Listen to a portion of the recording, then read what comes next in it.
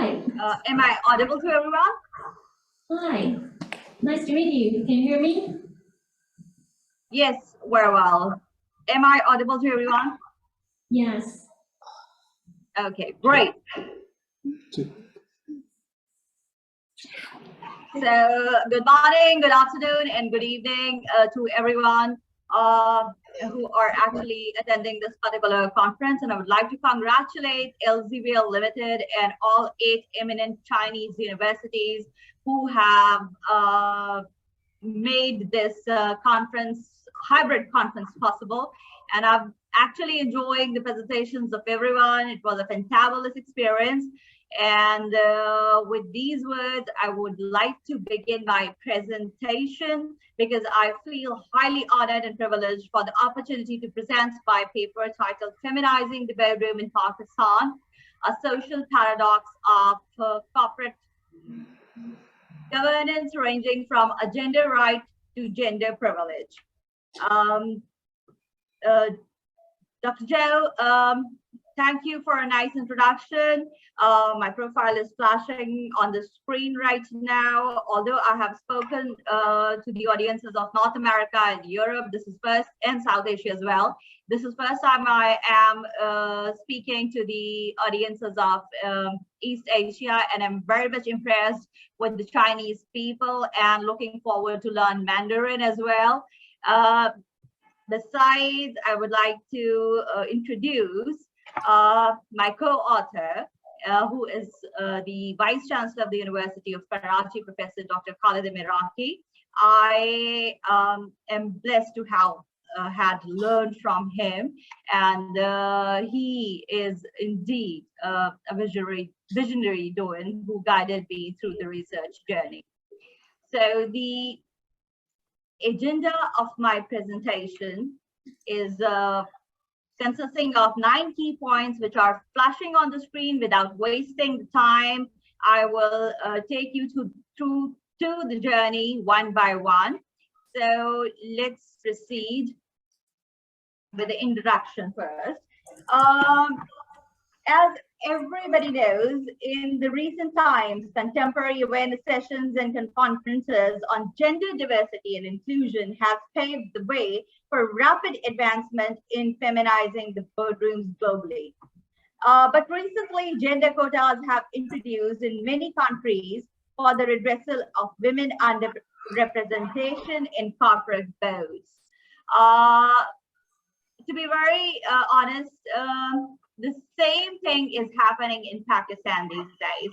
So this paper reveals the conundrum of gender-inclusive revolution in the corporate boardrooms of the listed companies in Pakistan by mitigating the dichotomy between dialectically opposed oxymorons, that is gender right or gender privilege. We are going to diagnose it today. And to be very honest, the international wave of introducing gender quotas as a socio-economic reform has engulfed the corporate boardrooms of all listed companies in Pakistan. So as I discussed in the first slide, so this particular study will be very significant in identifying or improving the business performance of Pakistan and addressing the social paradox, or I must say the paradoxical incertitude of gender quotas and reducing the gender disparities in boardrooms. As most of the people are aware that Pakistan is a male-dominated and parochial society, which has unfortunately associated women to the subservient roles to men since ages. Even today, women are largely associated as having a subservient role in the social fabric of Pakistan. So recently, in the year 2019, around 3 years ago, our government has legislated a law which is followed by a regulatory push of the SECP, which is Securities Exchange Commission of Pakistan, which compels the listed companies to induct at least one women director on corporate boards.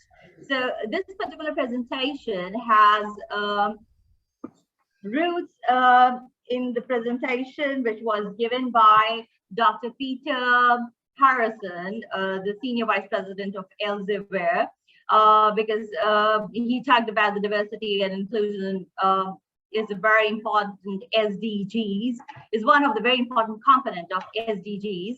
So if we look at, unlike the Western world, corporate boardrooms in Pakistan were dominated by men before the enactment of the legislation.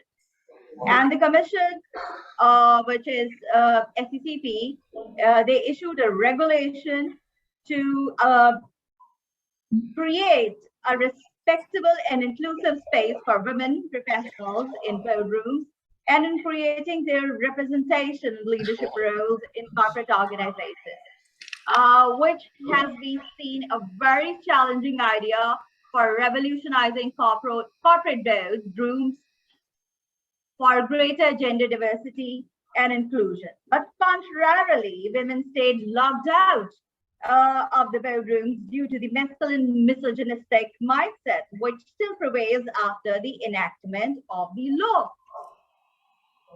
A very in-depth literature review has been conducted for this qualitative study, but I have highlighted very important key points from the literature review, which are really crucial to look at. United Nations 17 SDGs are rigorously focusing on ending all forms of discrimination against women, but again, women are underrepresented in the boardrooms of Pakistan. Inclusion research evinces that inclusion is a basic right, not a privilege. And we are going to look at the Pakistan's global standing in the Planet 50/50 in a glance. But now, the very important part, how literature portrays the legislative measures as controversial and presented polarized opinions on gender quotas, either in favor or in against the legislation. So let's look at a few important points. It is very important to mention that past research and social order of the corporate boards remained silent on the challenges of gender diversity and inclusion until 1980s. It is very important to note that. Besides, the literature was completely gender blind on the addressal of women inclusion in the boardrooms. So women remained neglected, haplessly ignored, and used to work at junior positions during that time. The importance was given to gender diversity in 1990s, and the issue of gender inclusion to boardrooms has now received a fundamental inclusion in academic, legal, and corporate spheres after the enactment of the legislation and the enforcement of the regulation under the Companies Act 2017. So one important thing which I would like to share with the international audiences is that according to the Constitution of Islamic Republic of Pakistan, both men and women are equal in dignity and rights. However, the prevalence of gender disparity across the corporate boards put a big question mark on the implementation of the Constitution.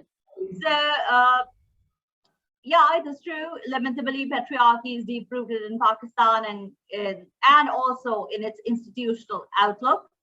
But I would like you all to see the flip side of the coin. In the era of 1990s, many authors emphasize the flip side of gender discrimination, privileging men over women. They tried to establish that the gender inequalities in the form of gender representation of females and male dominance is an outcome of male privilege.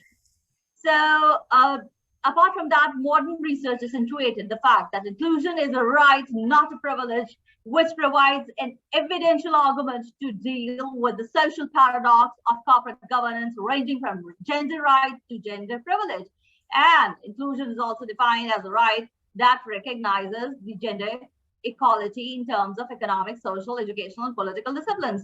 Now it's a time to look at Pakistan in the context of Planet 50/50, and we will see the global standing of Pakistan according to the Global Gender Gap Index, which is published by World Economic Forum. So if you look at the Pakistan's overall ranking out of the total number of countries ranked, Pakistan stood either the last or at the second last position in the Global Gender Gap Index ranking. But if we probe further on the economic, educational, economic participation, educational attainment, and health survival and political empowerment, Pakistan is doing really well in political empowerment, because one of the prime ministers of Pakistan was late Benazir Bhutto, and many women are entering into the politics. So over here, Pakistan is doing a little better. In the education area, yes, it is improving. Health sector, somehow it is going up and down. But it is very unfortunate that after the enactment of the legislation, Pakistan is standing at the last or second last position at the Global Gender Gap Index for the last 7 years. So this is what is the global standing of Pakistan in the context of Planet 50/50. This indicates that we need to do more rather than to plan things first. We have the plan at hand, the execution is necessary. So let me go through, take you through the methodology and procedure of this particular research. The research methodology is based on Peacock-led rapid evidence assessment model to fathom out the breadth and reach of academic research on feminizing the corporate boards in Pakistan. This particular research is revolving around 4 important questions, and which are handled by the Peacock model. The first question is, what is known in the existing literature about the women representation in C-suite positions and corporate boardrooms in Pakistan? So the population is taking as working women in leadership roles in the corporate sectors. Intervention and context is same throughout the Peacock grid in the forthcoming questions, but that is existing scholarly and popular literature and feminizing the corporate boardrooms in Pakistan. So the comparison was actually between the existing literature and the data collected from the Securities and Exchange Commission of Pakistan, which is a regulatory body of all listed companies in Pakistan Stock Exchange. And it is focusing on how high-performing gender diverse companies create value in the C-suite in the boardroom. So the question number 2 is, what is known in the existing literature about the social paradox? So here we are focusing on the social paradox of corporate governance, ranging from gender right or gender privilege. Here, the intervention and context are same. The population is still the same. We played with the 2 variables, that is comparison and outcome. We are comparing actually the idea of gender right or gender, what is the difference between the gender right and gender privilege. And as an outcome, we are doing a reality check to gauge the gravity of social paradox. So the third question is, what are the known determinants that provokes the controversial debates on SSCP regulations for introducing quotas on women inclusion in the corporate boardrooms? Here, the population is changed. Men in C-suite roles and boardrooms are more focused. The intervention and context is still the same, whereas the comparison and outcome is focusing on introducing women quota in boardrooms, comparison between the arguments for and against, which are available in the literature. And as an outcome, we are trying to explore the toxic world of provocation that identifies women quotas in boardrooms as female privilege. The question number 4 is, what value addition women will bring to the corporate world, which is actually a big question mark on the credibility of women who are ready to stake their claim as a credible players, as C-suite officers and the directors of the boardroom. Here again, the intervention and context are constant, and the population is again constant over here, but the comparison and outcome variables are different. We are comparing the performance of male and female directors and dealing with male counterparts on board. Are they behave in an offending manner to the female counterparts or not? This is being discussed. Okay, let me take you to the procedure. The sample size of this particular literature searching range is actually the published studies between 1991 to 2020 with special focus on the role of gender inclusive boardrooms. The data of listed company in KSE 100 index received from the SCCP, which was clubbed into 15 sectors to analyze women representation in the corporate boardrooms. This is the sample size. All English language publications are considered because I am a bilingual. I know either Urdu or English, but I'm more better speaker of English. So we considered all publications, all the literature which was published in the English language for this particular study. And literature reviewed from all countries. The publications are collected from every corner of the world, and we did not neglect any paper which is actually published with the quantitative study. It is also considered in this particular research. I will take you people to the procedure very quickly because I'm having very learned audiences in front of me. Everybody knows how to conduct a rapid evidence assessment. To be very honest, we made the 4 search terms as strings, and then we did literature searching. The details are flashing in front of you. The data extraction was done very meticulously with, I must say, very thorough and meticulous reading. And we identified very close and relative papers to basically conduct the data analysis. And on the sideways, SCCP data was a befitting information received from the call for information. Then weight of evidences were assigned to the identified papers as low, medium, or high. The confidence in the methodological rigor of the source itself is created, whether that particular study has how much relevance to the study we are conducting, what weight it carries. So keeping that in view, there is a method of assigning weight of evidences. That particular method was used. So overall, 44 documents were assigned confidence scores, with 6 deemed medium and 1 low, and 36 documents were rated high confidence scores. Later on, data was synthesized with the Peacock grid that I had showed you in my previous slides, and data from 69 studies pertinent to the Peacock grid research questions were synthesized and written up, ensuring quality, sensitivity, coherence, and relevance. So let's move forward to the data analysis and findings. To be very honest, the literature sought to establish that gender equality is not only a basic human right, but it is also essential requirements to form a strong footing for a serene, inclusive, and sustainable social structure for the corporate governance in Pakistan. All qualitative studies indicate that a diversified and more gender balanced boardroom performs better.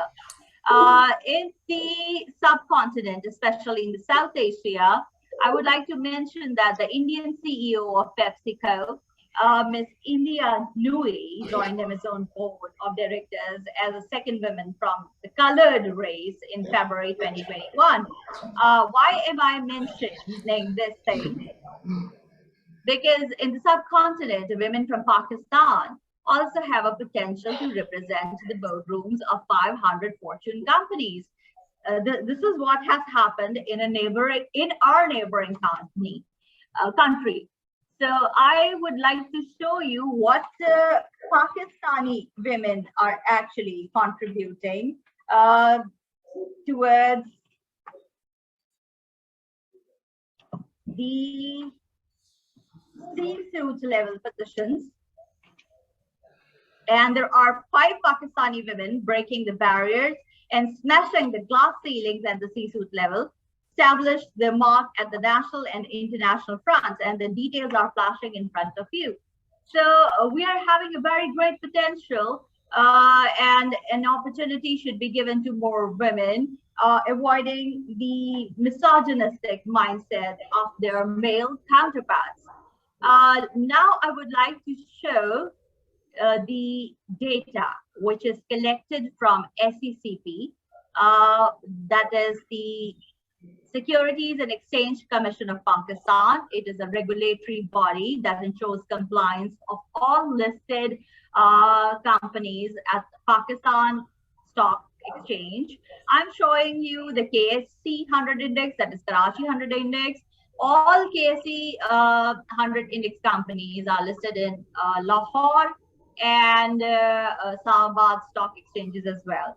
So we actually focus on KS 100 index because Lahore and Islamabad index is very small, and there would just to avoid redundancy and duplication, we focused on KSE 100 index.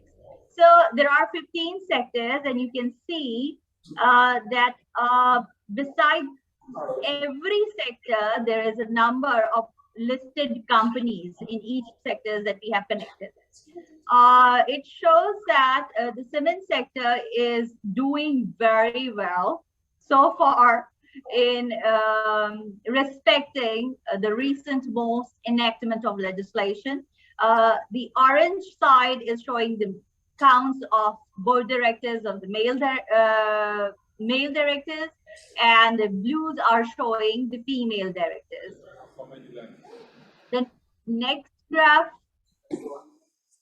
is again showing engineering, technology and communication, tobacco, mobile service, oil and gas, and the financial sector. And again, over here, you can see the male counterparts are dominating the boardrooms in Pakistan. So moving quickly, the data even says that the overall women representation in the listed companies at KSE 100 index is 7.55%, whereas male directors are dominating the boardrooms with 92.45% across Pakistan as of August 2019. The percentage of women representation is negligible. There is some sound coming in. May I respect if any of the participants could please mute their microphone? This is a sort of distraction over here. Thank you. So in 2020, the percentage rose to 11% from 7.55%. That means there is only a difference of 3%. And the SECP regulation is a sanguine and going step towards a fairer and inclusive society for women. But unfortunately, they may not be able to basically ensure compliance of the regulation in the last 3 years. Yeah, you have 3 minutes left.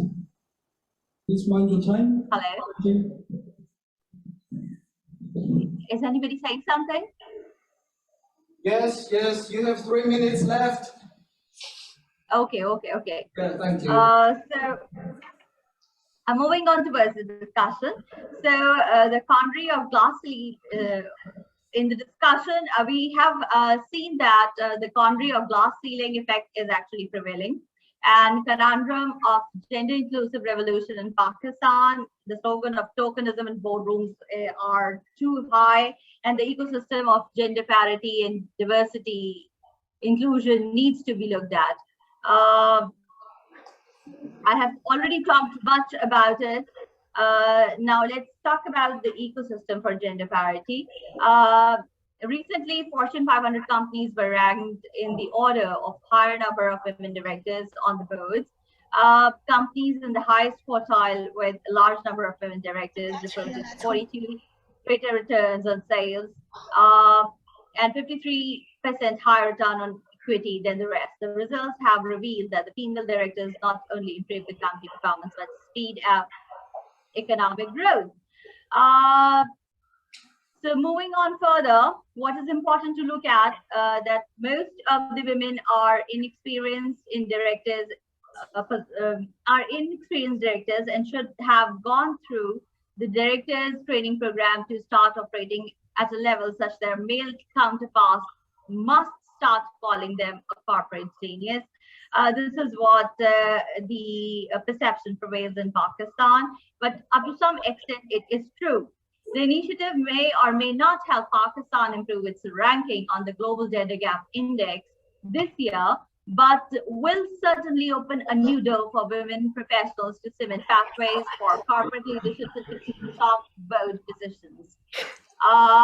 Here, I would like to share a few studies. Sorry.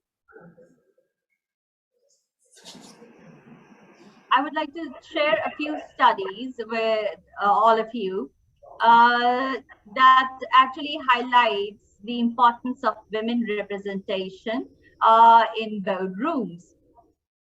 There is a study that found that the presence of women directors makes acquisition deals easier by paying less as compared to the boardrooms filled with men only. Logically speaking, mergers and acquisitions have no role in creating shareholder value. Hence, the study shows that female directors possesses good business acumen and having a real influence in shielding shareholder investment and improving the overall performance of the organization. Apart from that,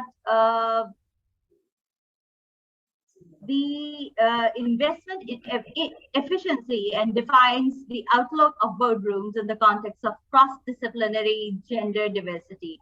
So women are more instrumental in that particular area. Another study in psychology has proven that females have more active brains than males, which makes them think faster and help them in taking more emotional, intelligent decisions, that they tend to be stronger in the areas of empathy, intuition, groupthink, self-control, and showing appropriate concerns towards innovating situations. So this is what the literature says. Now, I would like to share the key takeaways of this particular presentation, which are actually flashing on the screen with all of you, that diversity is a fact and inclusion is an act.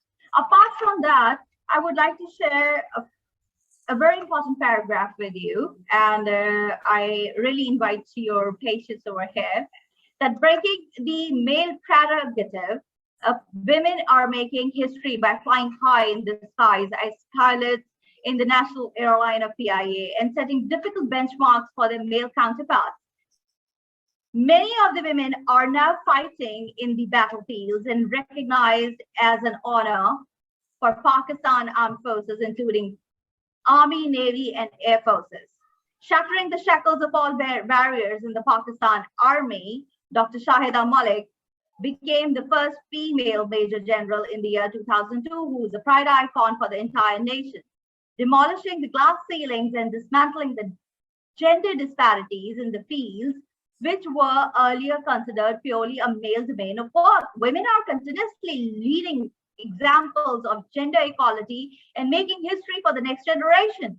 Such remarkable achievements give birth to a question: why women have been locked out of the boardrooms till 2017?